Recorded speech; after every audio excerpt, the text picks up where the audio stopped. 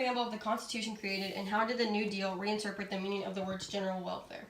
The preamble of the Constitution is the opening statement in the Constitution.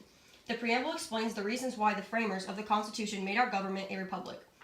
Within that, they made the preamble which says, to form a more perfect union, establish justice, ensure domestic tranquility, provide for the common defense, promote the general welfare, and secure the blessings of the liberty to ourselves and our posterity. Do ordain and establish this Constitution for the United States of America. The term New Deal was coined during Franklin Delano Roosevelt's 1932 Democratic presidential nomination acceptance speech, when he said, I pledge to myself, to a new deal for the American people. Roosevelt summarized for the New Deal as a use of authority of government as an organized form of self-help for all classes and groups and sections of our country. Providing for the welfare of the general public was a basic goal of the government. The preamble to the U.S. Constitution cites promotion of the general welfare as a primary reason for the creation of the Constitution. Promotion of the general welfare is also a stated purpose in state and statutes. The concept has sparked controversy only as a result of its inclusion in the body of the U.S. Constitution. The first clause of Article 1, Section 8 reads, the Congress shall have power to lay and collect taxes, duties, imposts, and excises, to pay the debts and provide for the common defense and general welfare of the United States. This clause, called the General Welfare Clause, or the Spending Power Clause, does not grant the Congress the power to legislate for the general welfare of this country. That is, if power is reserved to the states through the 10th Amendment. Rather, it merely allows the Congress to spend federal money for the general welfare. The principle underlying this distinction, the limitation of the federal power, eventually inspired the only important disagreement over the meaning of the clause.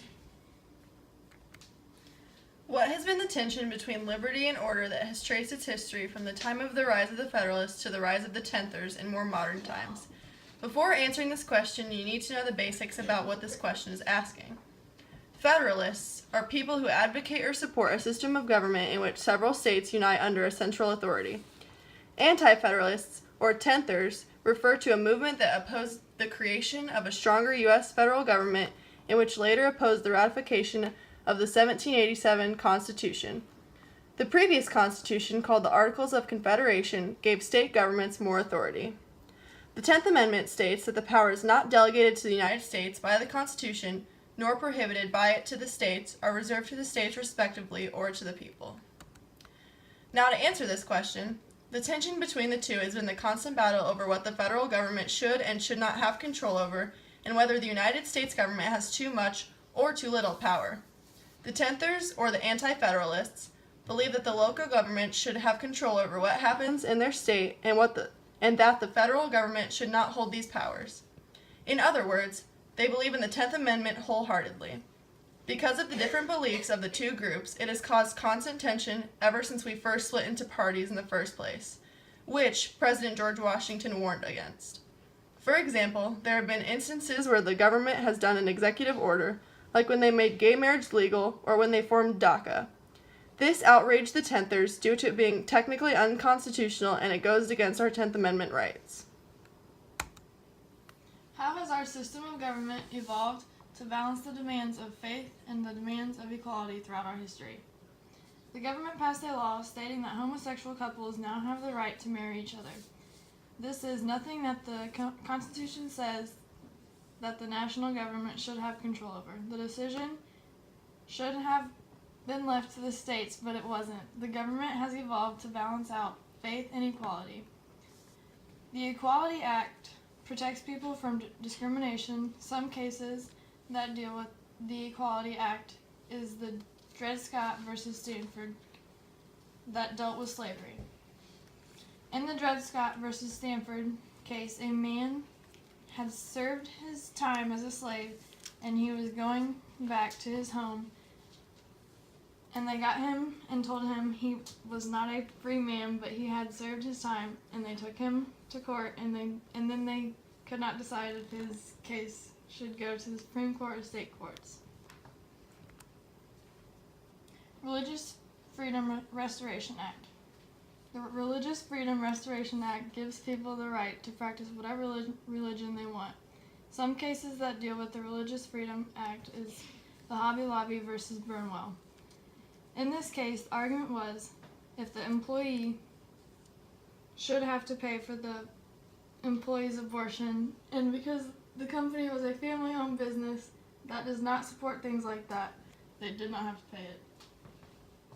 How is the issue of states' rights versus national policy being fought in the elections over issues such as insurance, environmental regulation, education policy, and immigration policy? Well, the 2016 Democratic and Republican presidential candidates have vastly different world views, with often dramatically opposing visions of the kind of nation America should be and the type of government it should have. Our nation is divided up into differing views on important issues. How each candidate handles their opinion and carries out their promises is key in the election.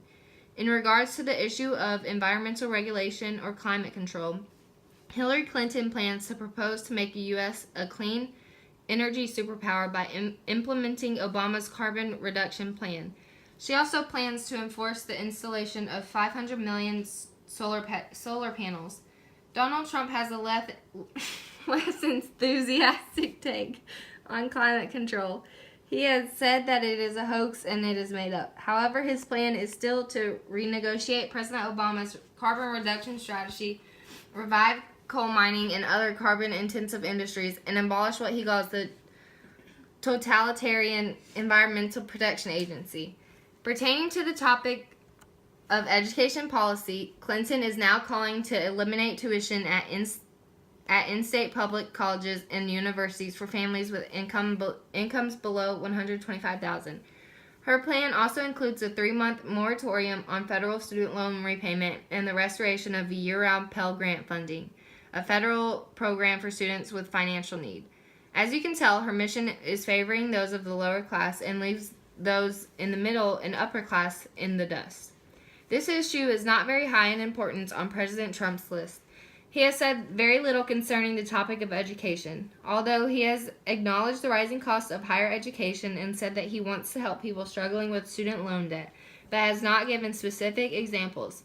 He has also suggested eliminating the Department of Education, which is the agency responsible for federal aid and Pell Grants, which completely contradicts Hillary Clinton's stance, but that is not surprising considering that is what they are best at. Lastly, in the matter of immigration policy, Hillary Clinton has vowed to fight for comprehensive immigration reform that includes a path to citizenship. She's also proposed reducing barriers to naturalization for green card holders, closing private immigration detention centers, and creating the first national office of immigrant affairs. Clinton also supports an increase in the number of Syrian refugees allowed to enter the United States. However, she maintains that the U.S. would have to continue screening the refugees. She's known for consistently criticizing Trump's plan to ban Muslim immigration as discriminatory and counterproductive. Speaking of Trump, immigration policies have been one of his main points in his campaign. This can be insinuated from his famous line of "build a wall" and all of his statements about deporting the immigrants. His plan also includes tripling the number of immigration enforcement officers and ending the constitutional guarantee of birthright citizenship. He also now has a 10-point immigration plan that reiterates the intention to crack down on illegal immigration, build a wall, and even set new historically low caps on legal immigration. As you can tell, there are vast differences in regards to the two presidential candidates. They are both fighting for states' rights and national policy in their own ways. In 2016, which political candidate and interest group had the best ideas for creating a more perfect union for us and our posterity? Political parties and candidates are key stakeholders in the election cycle. Candidates standing for office are afflicted with political parties which both define a candidate's ideology and policy position while reflecting a list of issues. Parties and candidates are also political actors that have the potential to be a negative force in the election cycle. For the 2016 election, President Trump was a better candidate for creating a more perfect union for us and our posterity. He was trying to lower the terrorist rate by controlling illegal immigrants coming into our country. President Trump was trying to better America. His politics and presidency will force threats of international war, domestic protests, and social moves around the issues of race, class, and gender. This will lower taxes, terrorism rates, and no illegal immigrant would be able to send money out of the United States without showing documentation proving their legal status. Trump has established himself as a proponent of nuclear weapons. He could become the unconventional leader he promised during the presidential campaign. We, the people of the United States, in order to form a more perfect union, must establish justice and secure domestic tranquility, provide the common defense, and promote the general welfare.